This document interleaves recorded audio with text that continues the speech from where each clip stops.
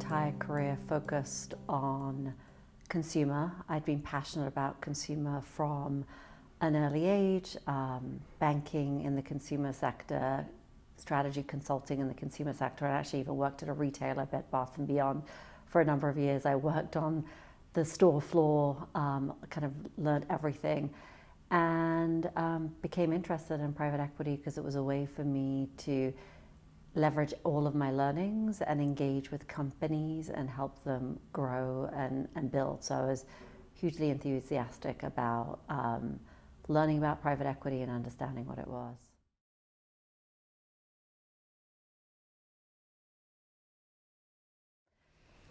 I think the consumer sector is going through a complete regeneration. And so I think in my 20 years in the consumer sector, I've never quite seen a period as dynamic as we're seeing today.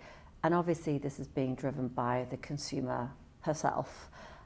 Today, millennials are the single biggest generation in our history, and then we've got Gen Z behind them. There are 80 million millennials in the US. But these millennials, we still have another number of years before we have the crossover with the boomers, where they become the single biggest spending generation. They're the largest today by number, but not in terms of dollar spend. But that will happen in the next few years. And we're still a decade before these millennials reach their peak earning potential. So we have this dramatic shift of dollars and spending power moving towards this millennial generation. And it will be a multi-decade secular change. And why that's important is because this millennial generation and Gen Z sitting right behind them are exhibiting preferences about what's important to them, how they make decisions, brands, where they're shifting their dollars, which is wildly different than the generations before. So they care about brands that are aligned with their values, and their values are shifting in terms of transparency, ingredients, what they're putting in their body, what they're putting on their body, having ingredient decks in food, in skincare, in beauty, for their babies and their children. And so this is leading to them making very different choices. And so it's not surprising that the big trusted brands that we grew up with may not be quite aligned with the types of preferences and behaviors that millennials are exhibiting today.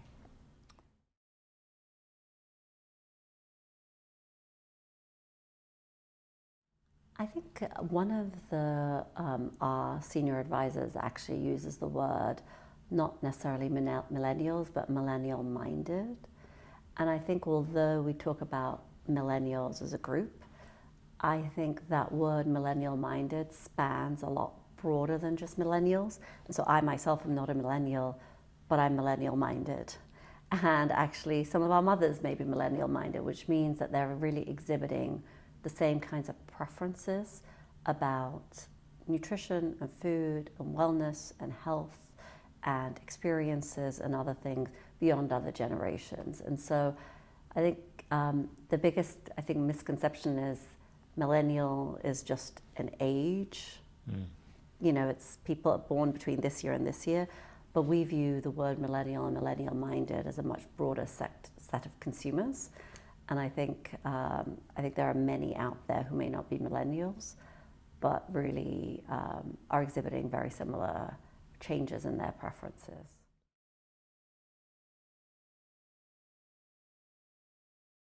Another key preference for this new generation is they're looking for authenticity.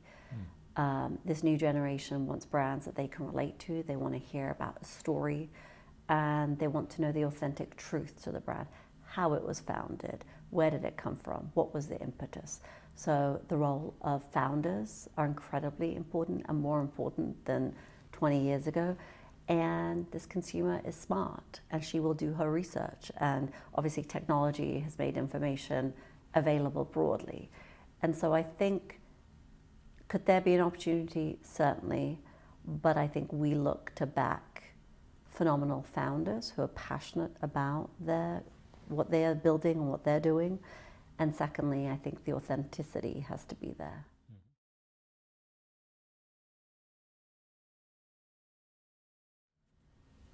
Climate change is a key factor in and a key criteria and thought process for millennials, but even more so Gen Z, the group that's coming up. It is the number of Gen Z surveys out there, and when you ask them what's top of mind, is it politics, is it, whatever topic, the climate change and the environment is number one. And so that is incredibly powerful. And how we're seeing that manifest itself in the consumer world is the importance of sustainability. And so the number of brands that are thinking about sustainable solutions to what they're doing. So just to give you an example, in the household category, household cleaning, you could imagine your detergent, your Windex, there was a big, heavy, 95% water goods. And so the amount of innovation that's happening with respect to what kind of container do you put this in? Tablets that you take home and you pop into water, which then become the solution. And so both in terms of the packaging sustainability, the solution sustainability, the weight and the amount that you have to now ship. And so I think there is a lot of innovation that's happening across many consumer product goods categories that are directly addressing the environment, but through sustainability, which I think is key.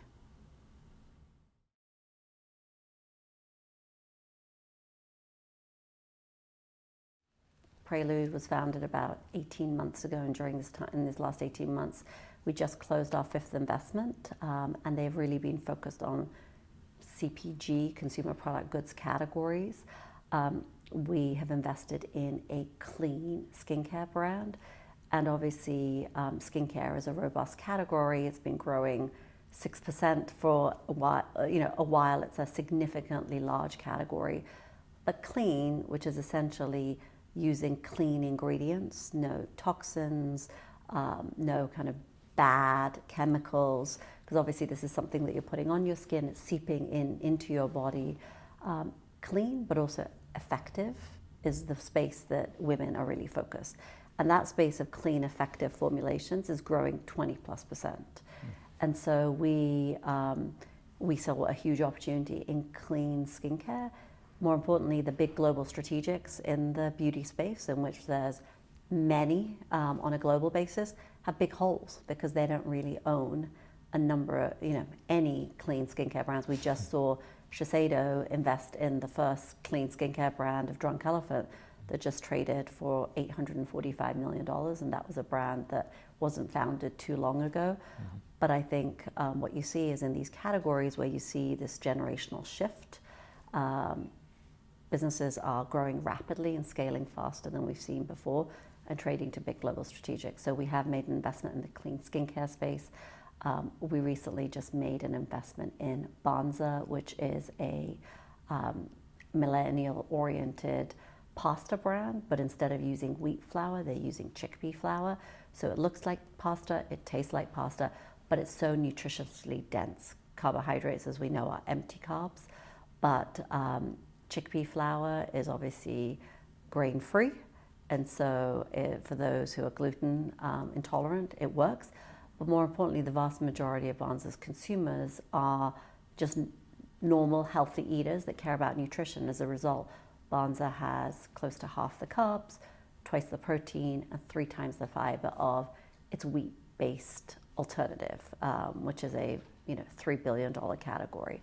And that business has been growing rapidly, and now they will be moving into other adjacent categories as well. So I think all 5 of our portfolio companies are in areas that are clean, health, wellness, nutrition, and that really appeal to millennial-minded consumers.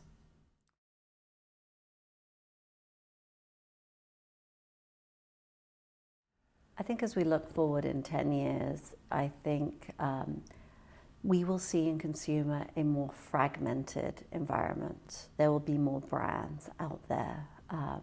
And so I think 2 decades ago, we saw big multi-billion-dollar mega brands, the Cokes, the Pepsis, the Johnson & Johnson's baby shampoo. albeit they will still exist, but I think we are going to see a lot more fragmentation. Just to give you a real life example, if you opened your fridge 10 years ago into an average American's fridge, you would have seen an orange juice, water, and perhaps Coke. And I think today, or as we look 5 years from now and 10 years from now, when you open the fridge of an average American consumer, you may see water and perhaps some form of juice, but you will also see kombucha and a protein water and a coconut water. And so that level of fragmentation, I think, is here to stay. And I think that will affect strategics and the number of companies in strategics' portfolio, the size of those companies, and how big is big for these brands. And so I think fragmentation is going to be a key trend that will be here to stay.